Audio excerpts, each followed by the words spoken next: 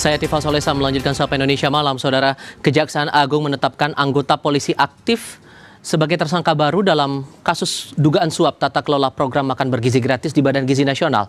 Selain anggota polisi, Kejagung juga bilang ada dugaan keterlibatan TNI atau anggota TNI dalam kasus korupsi di BGN. Kejaksaan Agung menetapkan polisi berpangkat Brigjen berinisial LMI sebagai tersangka baru atas dugaan suap tata kelola program makan bergizi gratis di Badan Gizi Nasional. LMI tercatat sebagai Sekretaris Deputi Bidang Promosi dan Kerjasama BGN. Ia disebut memerintahkan pengadaan alat makan kepada mitra MBG untuk keuntungan pribadi.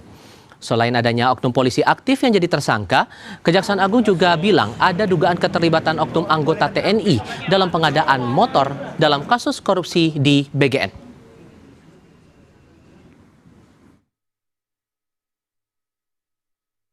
Jadi perannya adalah pada tahun 2025, saudara LM ini meminta saksi YCS dan RD mendirikan suatu perusahaan ya, dengan tujuan sarana untuk melakukan penjualan alat berupa food tray kepada calon mitra SPBG dengan harga yang sudah ditentukan oleh tersangka LMI. Ya. Kami menemukan adanya keterlibatan oknum TNI aktif ya di sini yang menjabat selaku Sekretaris Deputi Bidang Penyediaan dan Penyaluran BGN dan juga selaku pejabat membuat komitmen atau PPK dalam pengadaan barang jasa ya, terutama pengadaan sepeda motor. Komisi Kepolisian Nasional atau Kompolnas mendorong pengusutan kasus dugaan korupsi MBG yang menjerat Sekretaris Deputi BGN yang berstatus anggota polisi aktif dilakukan secara objektif dan profesional. Kompolnas menegaskan tidak ada impunitas bagi siapapun dan tidak ada toleransi dalam penanganan tindak pidana korupsi.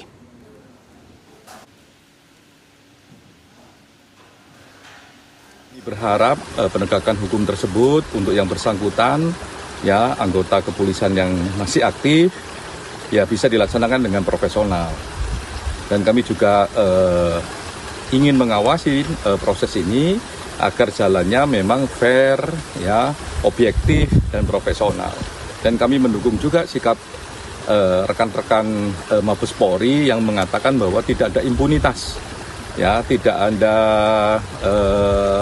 imunitas bagi siapapun yang melakukan kejahatan.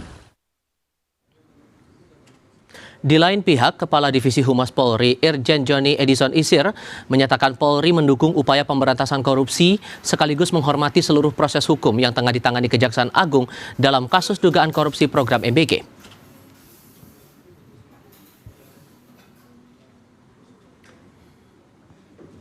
Dalam keterangan tertulis kepada Kompas TV, Irjen Joni Edison Isir mengatakan Polri mendukung dan melaksanakan pemberantasan tindak pidana korupsi. Polri mendukung dan menghormati proses penegakan hukum dalam kasus korupsi MBG yang dilakukan Kejaksaan Agung.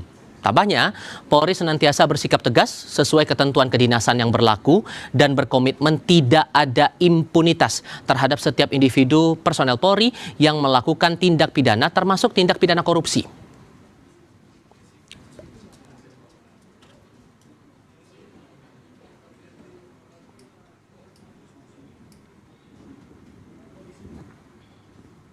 Komisi 9 DPR RI menghormati proses hukum di Kejaksaan Agung menyusul bertambahnya jumlah tersangka dugaan suap tata kelola makan bergizi gratis. Wakil Ketua Komisi 9 DPR RI dari fraksi PDI Perjuangan Charles Honoris meyakini masih ada tersangka lain dalam perkara itu, baik di internal maupun luar instansi BGN. Oleh karenanya, ia meminta Kejaksaan Agung mengusut kasus tanpa pandang bulu. Karena sejak awal kami juga sudah berulang kali mengingatkan bahwa program sebesar ini harus dijalankan dengan tata kelola yang transparan, akuntabel, dan juga bebas dari konflik kepentingan. Sayangnya selama 1,5 tahun terakhir, kita justru menyaksikan berbagai persoalan tata kelola, mulai dari kasus keracunan massal, konflik kepentingan, hingga kini muncul beberapa kasus tindak pidana korupsi di tubuh BGN.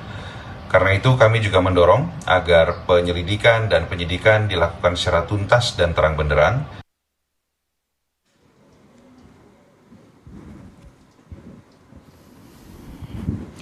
Makan bergizi gratis jadi salah satu program prioritas utama Presiden Prabowo Subianto, namun kini masih menghadapi ujian serius setelah Kejaksaan Agung menyebut ada polisi dan anggota TNI yang terlibat dalam dugaan suap tata kelola MBG. Yang jadi pertanyaan sekarang, bukankah dengan adanya aparat yang ditugaskan dalam Badan Gizi Nasional seharusnya berfungsi sebagai pengawas, bukan malah jadi pelaku penyelewengan dana nasional? Kami diskusikan ini bersama dengan para narasumber di studio Newsroom Kompas TV. Malam hari ini sudah bergabung Bahtra Banung selaku juru bicara Partai Gerindra. Pak Bahtra, selamat malam. Selamat malam, Mas. Terima kasih sudah datang di studio Kompas TV malam hari ini. Sementara lewat sambungan dalam jaringan bergabung bersama kami Mike Ferawati dari MBG Watch. Mbak Mike, selamat malam dengan Tifal di sini, Mbak. Selamat malam Mas Tiva dan juga Selamat malam, Mbak. ya, Dengan Pak Bahtra di sini. Terima kasih Pak Bahtra, Mbak selamat Mika malam sudah juga. bergabung bersama kami kali ini. Kalau dari Anda Pak Bahtra melihat ada anggota Polri yang ditugaskan di BGN tapi berstatus sebagai tersangka ikut-ikutan main-main dalam program tata kelola program MBG ini, bagian mana yang menurut Anda jadi titik masalah di situ? Dalam pengelolaan MBG itu, bagian mana dari Gerindra melihatnya ada kekeliruan dalam pelaksanaan MBG ini? Kalau kita lihat ya bahwa dengan kejadian seperti ini juga menunjukkan bahwa bentuk komitmen Presiden Prabowo dalam rangka agar bagaimana pemberantasan korupsi di era pemerintahan beliau bisa berjalan dengan baik dan maksimal. Maka dari itu tentu kami memberikan dukungan yang penuh terhadap kejaksaan atas berjalannya penegakan hukum yang tentu secara independen, ya, secara bersih, transparan, dan kita lihat bahwa betul-betul di era Presiden Prabowo ini semuanya tanpa pandang bulu, tidak ada yang dikecualikan dalam hal proses penegakan hukum. Dan kalau kita lihat, Mas, di hari Minggu kemarin rilis Pulse Poll Indonesia bahwa apa yang menjadi penegakan hukum yang sedang berjalan ini itu juga sejalan dengan ekspektasi publik, dengan harapan masyarakat. Terbukti misalnya kita lihat dalam hasil survei tersebut 64,8% masyarakat puas dengan kinerja Presiden Prabowo, dan yang paling banyak mendapat sorotan adalah bahwa di sana 28,3% itu bahwa bagaimana penegakan hukum kita sudah berjalan dengan baik dan maksimal. Jadi itu semua saya pikir sejalan apa yang menjadi penegakan hukum yang sudah berjalan dengan baik, terus kemudian dengan harapan dan ekspektasi publik juga sesuai dengan yang sedang terjadi saat ini. Dan kalau kita lihat di hasil survei itu ya, bahwa penegakan hukum kita secara nasional kurang lebih sekitar 50,1% berjalan dengan baik. Terus kemudian 51, sekian persen harapan publik juga menyatakan bahwa di era Presiden Prabowo inilah penegakan hukum betul-betul dikedepankan. Sehingga poinnya dari angka itu Anda melihatnya bahwa ini bagian dari yang serius ditangani untuk memperbaiki tata kelola itu? Ya, dengan cerminan hasil survei tersebut kita bisa mengambil kesimpulan bahwa dari 64,8% masyarakat puas, yang paling dominan adalah penegakan hukum di era Presiden Prabowo. Artinya itu mencerminkan dengan apa yang sudah diinstruksikan oleh Presiden Prabowo dalam hal bagaimana melakukan penegakan hukum tanpa terkecuali, begitupun dengan kasus yang ada di kasus BGN ini. Nah, dengan adanya anggota polisi sebagai tersangka dalam perkara ini, Mbak Mike, kemudian ada dugaan keterlibatan anggota TNI yang juga dalam cawe-cawe yang sama mengatur memain-mainkan tata kelola MBG ini. Pesan apa yang ditangkap oleh teman-teman MBG Watch soal ini? Tapi jawabnya nanti ya. Kita jeda dulu sebentar. Tetap di Kompas TV.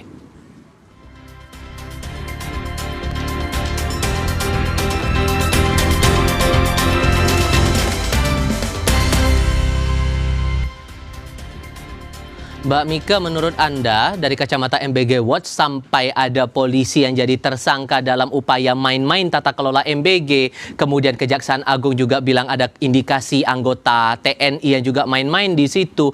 Pesan apa sebetulnya mau ditunjukkan dari hal ini? ya, terima kasih Mas Tiva atas kesempatannya juga untuk saya mewakili MBG Watch berkaitan dengan kasus yang baru saja ya, penentuan tersangka dari polisi aktif ya yang terlibat dalam korupsi di dalam program MBG.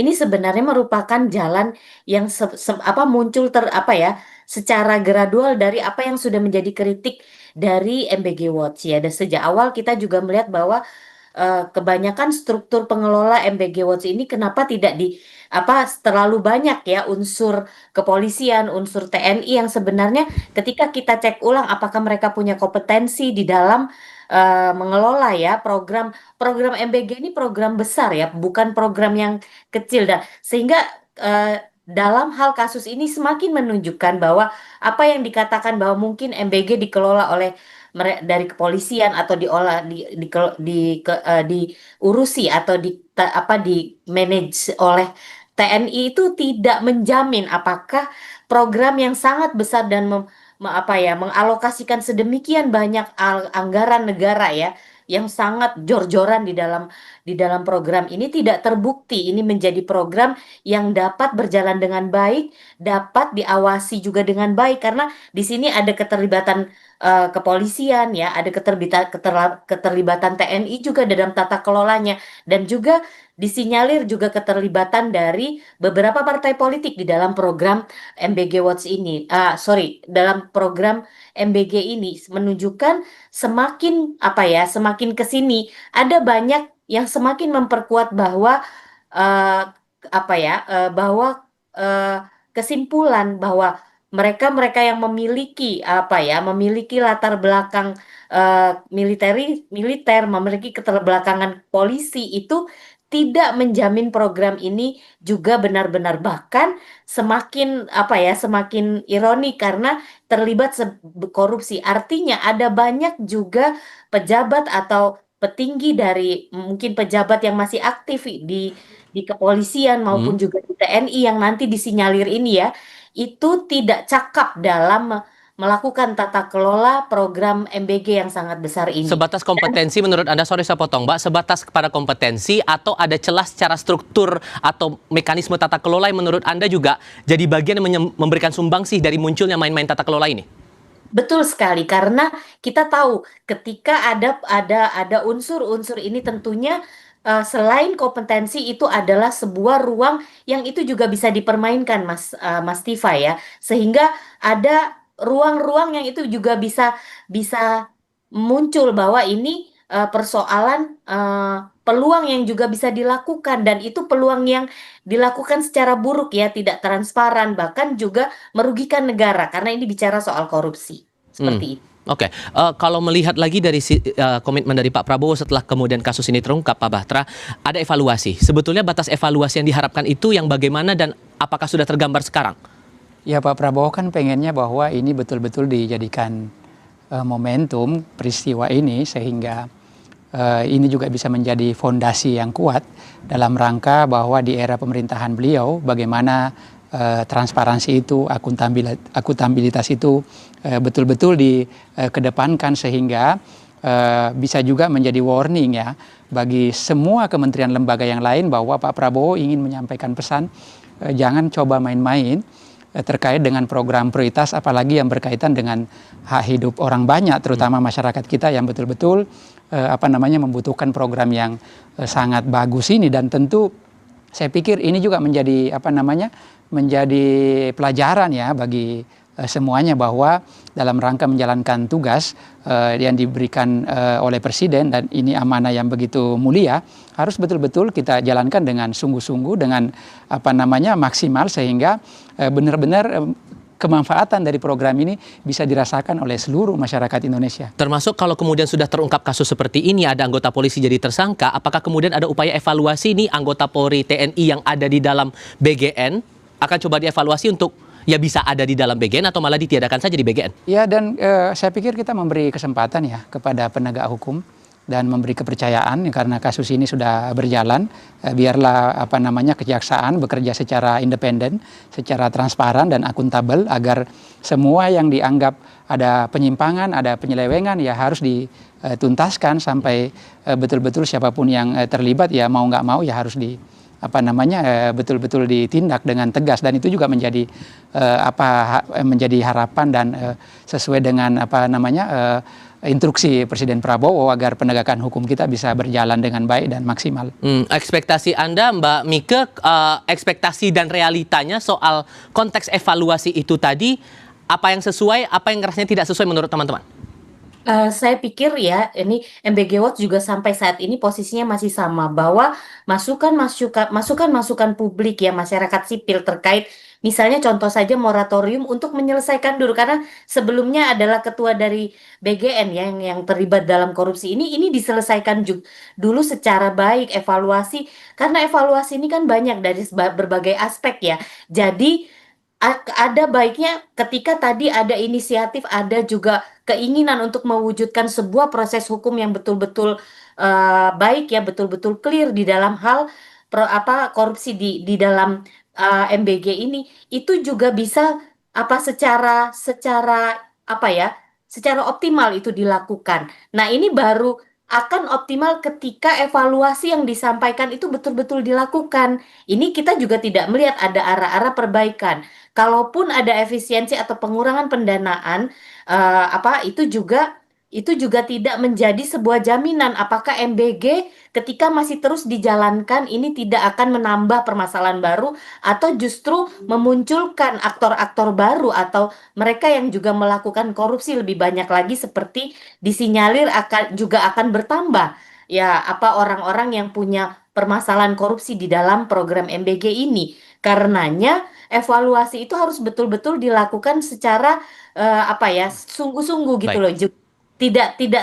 Kami MBG Watch masih melihat kesannya MBG ini terus dipaksakan untuk jalan tanpa melihat sebenarnya ada persoalan-persoalan yang perlu Oke. dibenahi seperti itu. Pak Batra masih tetap dengan dorongan moratorium dihentikan dulu, evaluasi menyeluruh, baru kemudian diteruskan. Memungkinkan nggak untuk itu dilakukan?